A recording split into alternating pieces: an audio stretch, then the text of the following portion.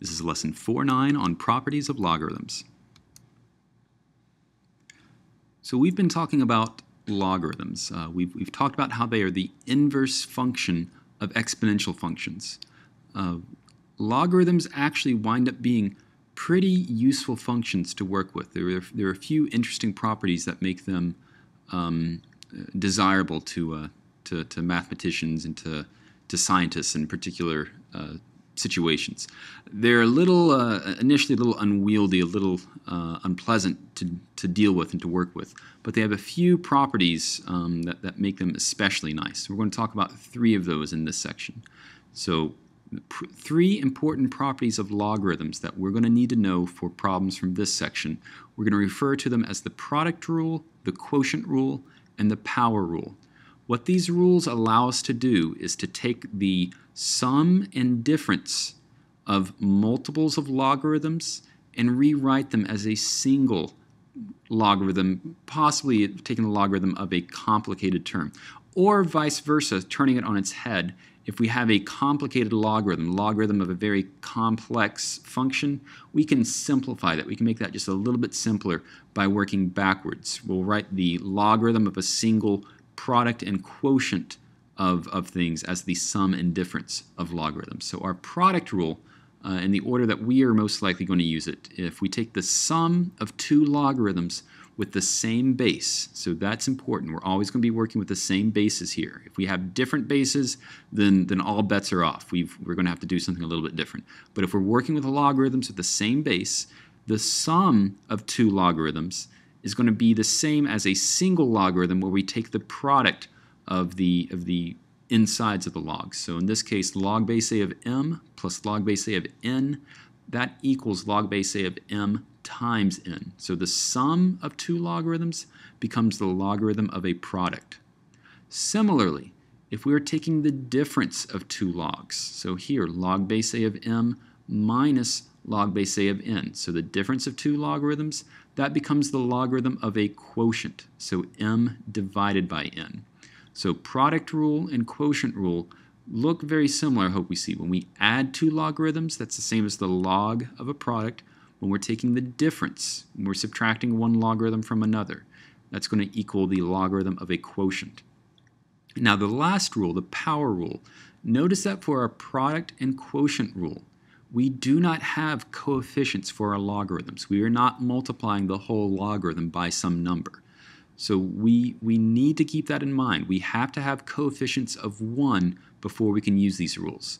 So our power rule is actually what we're able to use to get us out of potentially sticky situations. So if we have the log multiplied by something, and we really want to use our product and quotient rules, our power rule says that those coefficients of logarithms we can bring inside as the power of what is inside the logarithm. So here we see p log base a of m. So p times log base a of m.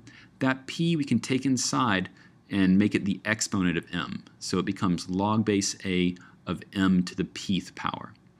Now I need to point out something very important.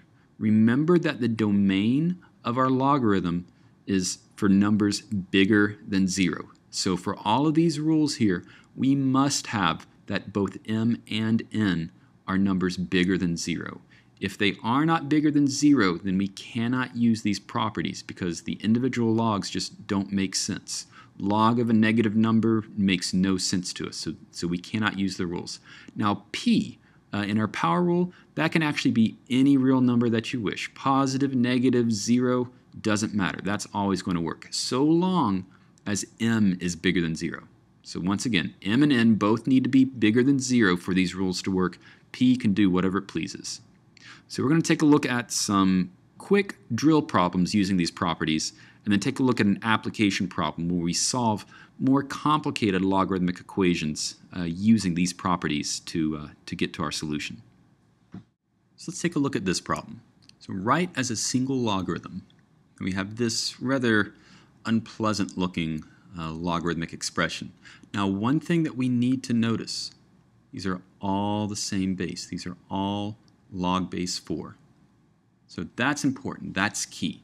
Since these are all log base 4, that means that we can use our properties of logarithms to simplify this. So the very first thing that we need to do is we need to deal with all these coefficients. So we're going to use our power rule first. So I'm going to bring this 3 inside, make it the exponent of x minus 3, the whole thing. This 2 is going to become the exponent of x plus 2. This 5 will become the exponent of x plus 1. So I'm going to rewrite this as log base 4 of x minus 3 cubed. This 3 became the exponent, plus log base 4 of x plus 2 squared. This 2 became the exponent, minus log base 4 of x plus 1 to the 5th. Now, quick word. You might wonder, why did I only take the positive 5? I thought the power rule applied for anything. Couldn't we take this in as negative 5? We could, and it would not wreck the problem. But before we get clever or cute with things here, let me encourage you to get comfortable with doing things this way before we look at how could we take this in as negative 5. Go ahead and leave it as positive 5 here, and then we'll use our quotient rule with this negative sign. Okay, so we have coefficients of 1 out front everywhere. These are all the same base logarithms, so we're actually set to go. Now, you could use your quotient and product rules individually, but I find it easier and really simpler to understand if we go ahead and combine these all at once. There's a very easy way to do it. We're going to take the logarithm of some fractional function. So we're going to have a numerator and a denominator. The things that are up top are going to be all the ones that we are adding, or all the ones that have a positive, a plus 1 here. The ones that we put down below are going to be the ones with the negative in front. Now, if they go in the same spot, we're going to multiply things together. So notice that this term and this term are both positive. So these are both going to go up top, and we're going to multiply the two of them. So we're going to take x minus 3 cubed, x, there we go, minus 3 cubed, times x plus 2 squared. And then we're going to take our sole negative term and put that down below. So x plus 1 to the 5th. And that's it. This is our final answer. Now, as far as why in the world would this be more useful than this looks just as nasty as this, I would agree. This looks pretty intimidating. This also looks pretty intimidating. There are situations where sometimes it's more useful to be in this form. There are other situations where it's more useful to be in this form. So out in the real world, you need to be able to use these rules in both directions, taking a complicated logarithm and writing it as the sum and difference of simpler logs, and sometimes you're going to need to take the sum and difference of simpler logs, write them as a single complicated logarithm. For the application problems from this section, this is exactly what we need to do. We need to write the sum and difference of multiples of logarithms as the log of the product and quotient of powers of binomials, powers of terms of x. So it's kind of, seems like it's pick your poison at this point. They're both pretty terrible. But this is actually key. This is very important for solving some of the problems that we'll see later on. So we'll take another look at another example just like this, and then see how we can use this in one of our application problems. All right, here's another one. So much the same again. Always make sure that we're dealing with the same bases. For anything on the drill, they're going to be the same bases. But once again, outside the class, if you run into something like this, you need to make sure that these are all logarithms of the same base. If they are different, you're going to have to do something a little more complicated. You're not totally out of luck. We'll see in our next section something that you can do to get everything in terms of the same base, but it certainly is more complicated. So from here, we do the exact same thing as before. If we have a coefficient out front of the logarithm, bring it in as a power. So my first term, I'm going to rewrite that as negative log base 2 of x plus 7 to the 4th. This guy here, it already has a 1 as its coefficient, so I don't freak out. I don't worry about what am I going to do. It's in good shape, so I just leave it alone. Then lastly, the 7, I'm going to bring in as the power of the x plus 9 term. So plus log base 2 of x plus 9 to the 7th. Okay, so now I'm in good shape. Everything is coefficient 1, so I'm just going to keep track of which ones are negative. This is a negative term, this is a negative term, this is a positive term. So I'm going to write this as a single logarithm, log base 2. Everything that's positive I'm going to put up top. Everything that's negative I'm going to put down below. So up top, this is my sole positive term. So I'm going to leave it as x plus 9 to the 7th. And then down below I'll put all my negative terms. So x plus 7 to the 4th times x minus 3. And we'll leave it just like that. This is our final answer. So we need to quickly and correctly, of course, use our power rule and then our product and quotient rules. And we'll almost always do things in that order. Use the power rule first to get rid of the coefficients as necessary, and then we can use our product and quotient rules simultaneously to collect the terms in the sum and difference of logarithms as the log of just a single complicated term. So next we'll look at an example of where we can use these properties to help us solve an equation. So let's consider this application problem. Now, this may look similar to an equation that we've seen previously.